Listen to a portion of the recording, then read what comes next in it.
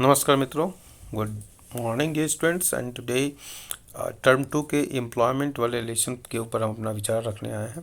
Today we are going to focus on employment term 2 और first video you might have seen that is focused on the introduction part. Now we are going to talk on workers and employment. हम Subhash day की book से पढ़ रहे हैं और मुझे उम्मीद है कि आपको पसंद आएगा। लाइन बाय लाइन रीडिंग है। When a farmer works on fields he or she produces good food grains and raw materials for industries. एक किसान जब खेतों में काम करता है तो वो फूड ग्रेन्स का प्रोडक्शन करता है और रॉ मटेरियल का प्रोडक्शन करता है। किसके लिए? इंडस्ट्रीज़ के लिए। क्योंकि बहुत सारी इंडस्ट्रीज जो होती हैं वो एग्रो बेस्ड इंडस्ट्रीज की कैटेगरी में आती हैं। It means that they get the industries, they get the raw material from agriculture, and that's what it is called agro based industries. For example, sugarcane comes from where? Okay, for example, potato chips, for example, tomato ketchup, these all industries are agro based industries. Cotton जो होता है वो that is agro based industries.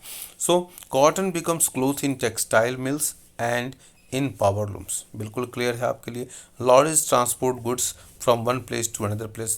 Here is the interview of a service sector, how service sector is helping not only to the primary sector in carrying the cotton from primary areas, primary sector villages से cotton को ले गए, फिर industries पर winnowing वगैरह होने के बाद उसकी क्लासिफिकेशन करने के बाद उसको हम फैक्ट्री के पास ले जाते हैं। ठीक है, इसके बाद फिर दूसरी फैक्ट्री के पास जहाँ पर उसकी मैन्युफैक्चरिंग होती है।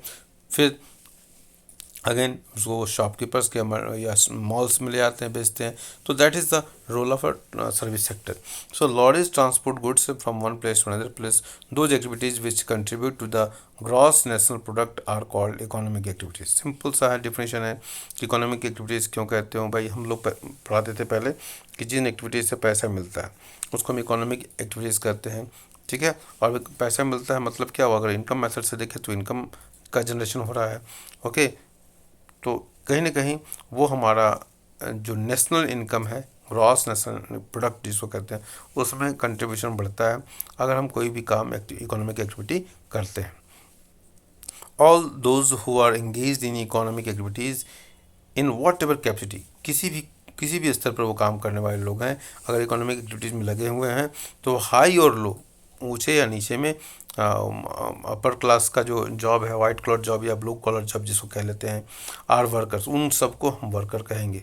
जो भी वर्क कर रहे हैं और जिससे कुछ न कुछ अर्निंग हो रही है, that is they are workers.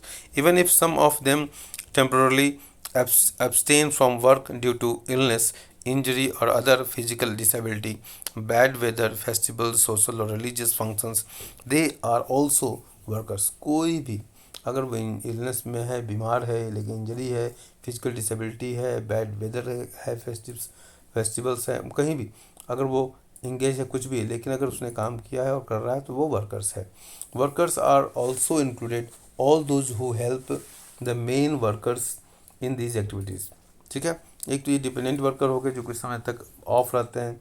ठीक है, और मेन वर्कर्स ऑल्सो इंक्लूड, और उनको भी काम करते हैं जो मेन वर्कफोर्स में मतलब एक्टिवली पार्टिसिपेंट होते हैं। We generally think of only those who are paid by an employer for their work as workers.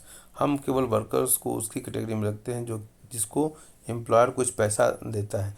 This is not so, ऐसा नहीं है। Those who are self employed are also workers. तो workers की category में जो self employed लोग हैं, जिनकी अपनी दुकान है, चाहे बार्बर हो, चाहे सी हो, चाहे डॉक्टर हो, अपनी शॉप है कहीं, तो they are also called workers.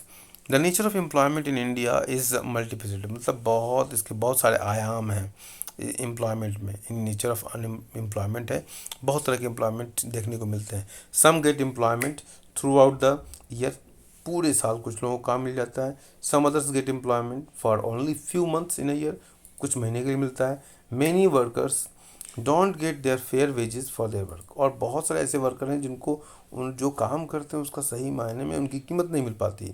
While estimating the number of workers, all those who are engaged in economic activities are included as employed. जो भी हम जब नंबर को काउंट करने की बात आती है तो while estimating the number of workers, जब नंबर्स ऑफ वर्कर्स की को कैलकुलेट करने की बात आती है, all those who are engaged in economic activities, जो भी इकोनॉमिक एक्टिविटीज में लगे हुए हैं, मतलब पैसे कमाते हैं, पैसे बनाते हैं, आर इंक्लूडेड एज एम्प्लॉयड, उनको हम एम्प्लॉयड मान लेते हैं। During 2017-18, India had about a 471 million strong workforce. ठीक है, ये डेटा आप देख लेंगे. Since majority of our people reside in rural areas, ज़्यादातर लोग गांव में रहते हैं. The proportion of workforce residing there is high, तो इसलिए जो वर्कफोर्स भी वो गांव में ज़्यादा है. The rural workers contribute about 2/3 of this 471 million, तो उसका 2/3 जो है वो ग्रामीण वर्कफोर्स है. टोटल वर्कफोर्स हमारा 471 है, उसका 2/3 गाँव का है, गाँव का वर्कफोर्स है. Main from the majority of workforce in India, okay, main form the majority of workforce, मतलब जो मेल हैं वो ज़्यादा बड़ी संख्या में है. वर्कफोर्स का जो टोटल हिस्सा उसमें मेल की संख्या ज़्यादा है. About 77% of the workers are male, 77%. 23% जो है महिलाओं का, बहुत ही कम है महिलाओं की भागीदारी. Men and the rest are women. Men and women include child labours in respective sexes. Okay, तो इसमें मेन और वुमेन जो वर्कफोर्स है उसमें चाइल्ड लेबर को भी इंक्लूड किया गया. Women workers account for 1/4 of the rural workforce, whereas in urban areas they are just 1/5 of the workforce. तो अर्बन एरिया में देखा जाए तो वर्कफोर्स वुमेन वर्कफोर्स कम है, जबकि रूरल एरिया में ज़्यादा है. मतलब ज़्यादा अच्छी तरीके से कंट्रीब्यूट करती हैं. खेतों में जाना, वर्क महिलाएं बहुत सारे काम करती हैं, दूध दोहने से लेकर, मतलब milking to going to the farm and helping husband और relatives. This type of works they do. Women carry out works like cooking, fetching water and fuel wood, and participate in farm labor. They are not paid wages in cash or in the form of grains. At times they are not paid at all. For this reason, these women are not categorized as workers.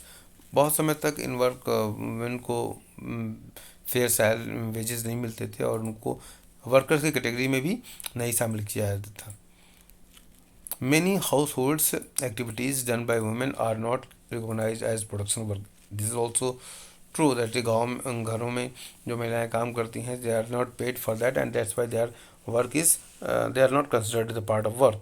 This narrow definition of work leads to non-recognition of women's work and therefore to the underestimation of the number of women workers in the country.